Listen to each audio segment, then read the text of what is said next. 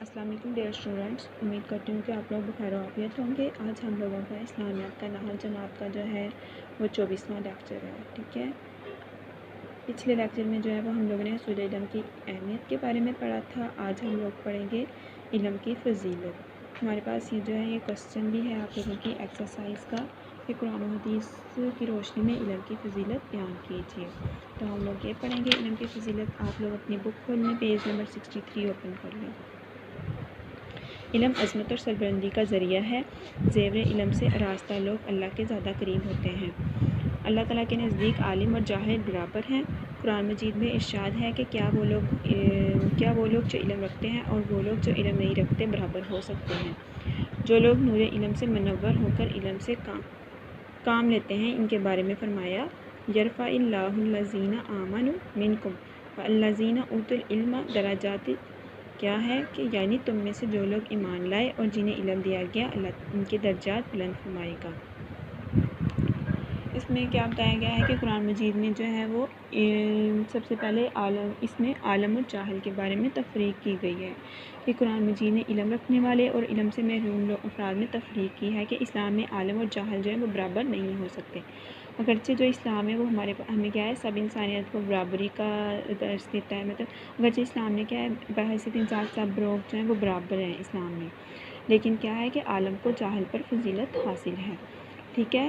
قرآن پاک میں بھی ارشاد ہے کہ کیا جاننے والا قرآن پاک میں بھی ارشاد ہے کہ یعنی تم میں سے جو لوگ ایمان لائے اور جنہیں علم دیا گیا، اللہ تعالیٰ ان کے درجات بلند فرمائے گا، یعنی کہ ایک عالم کو کیا ہے جاہل پر فضیلت حاصل ہوئی ہے، ٹھیک ہے۔ اس کے بعد ہے ہمارے پاس آپ صلی اللہ علیہ وآلہ وسلم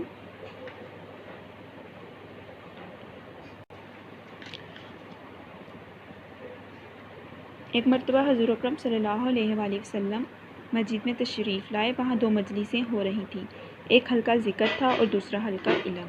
آپ صلی اللہ علیہ وسلم نے دونوں کی تعریف کی اور پھر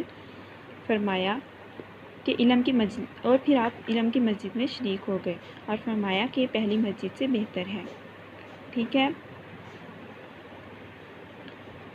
اور پھر کیا ہے کہ ایک مرتبہ رسول اکرم صلی اللہ علیہ وسلم نے فرمایا کہ جب تم جنت کی پھلواریوں میں سے گزرو تو ان سے جی بھر کر فائدہ اٹھایا کرو۔ صحابہ نے پوچھا جنت کی پھلواریاں کیا ہیں؟ فرمایا علم کی مجلسیں۔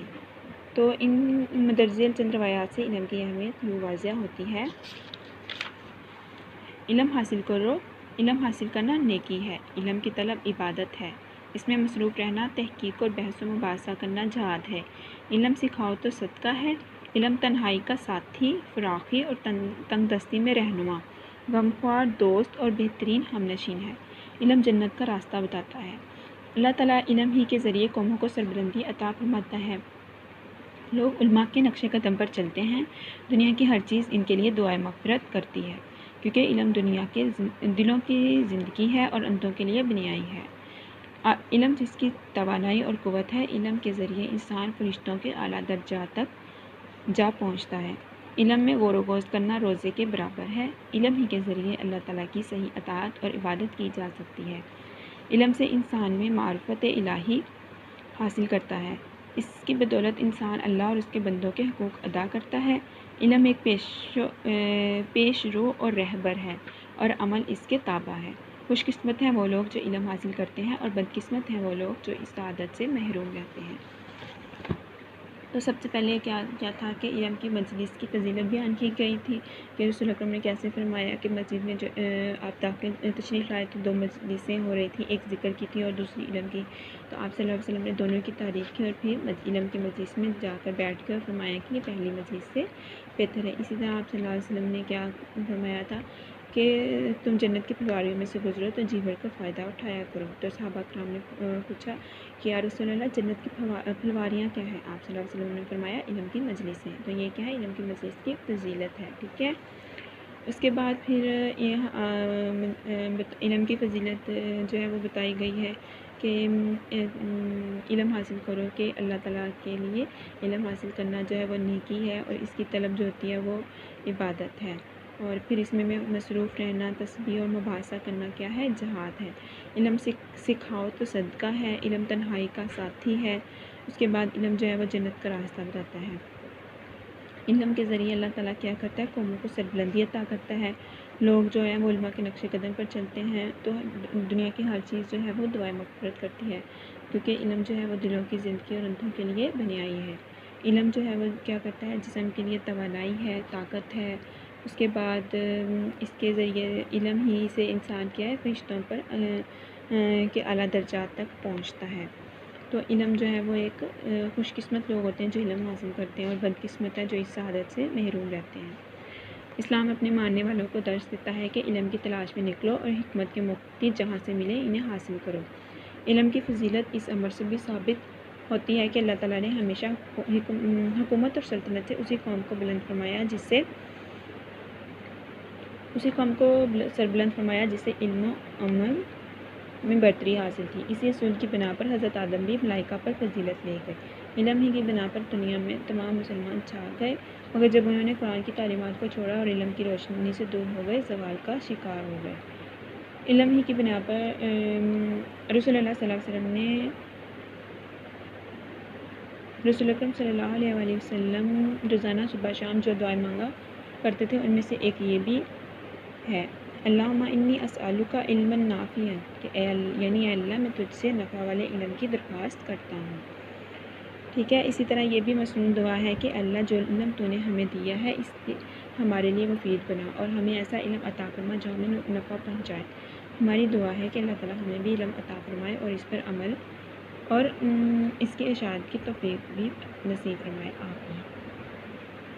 تو اس میں اسلام میں کیا ہے؟ اپنے ماننے والوں کو کس بات کا درس دیتا ہے کہ علم کے لیے نکلو چاہے اور حکمت کے مفتی جو ہے وہ تلاش کرو. جیسے حضرت صلی اللہ علیہ وسلم نے ایک دفعہ فرمایا تھا کہ علم حاصل کرو خواہ تمہیں کیا ہو، چین بھی جانا پڑے. ٹھیک ہے.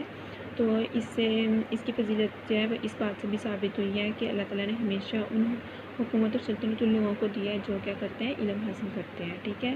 اور اسی کی بنیاد پر جو ہے وہ حضرت آدم علیہ السلام جو تھے انہیں کیا ہے؟ ملائکہ پر فضیلت دی. جیسے آپ لوگوں کو پتہ ہے کہ جب اللہ تعالیٰ نے حضرت آدم علیہ السلام کو بنایا تو اللہ تعالیٰ نے ہمیں کیا کیا؟ کچھ چیزوں کے نام سکھائے تھے.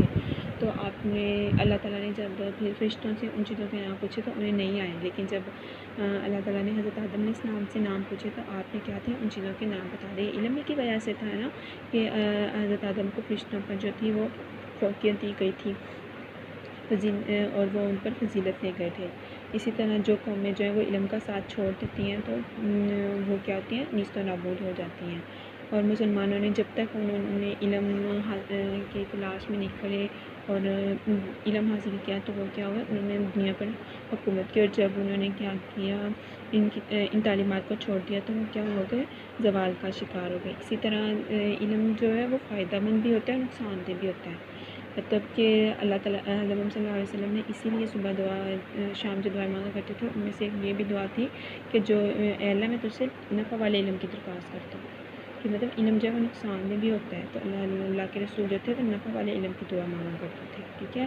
اور یہ بھی دعا فرمایا کرتے تھے کہ جو ایسا علم عطا فرما جو ہمیں کیا دے؟ نفع دے. ٹھیک ہے. تو ہمیں اللہ تعالیٰ سے یہ دعا کرنی چاہیے کہ اللہ تعالیٰ ہمیں بھی کیا کرے؟ علم حاصل کرنے کی توفیق عطا فرمائے، اس پر عمل کرنے کی بھی توفیق دے اور اس کی اشاعت کی جو ہے وہ بھی توفیق نصیب فرمائے. آمین. امید کرتی ہوں کہ آپ لوگوں کا لیکچر جو ہے وہ سمجھ آ گیا ہوگا. Thank you. اللہ حافظ.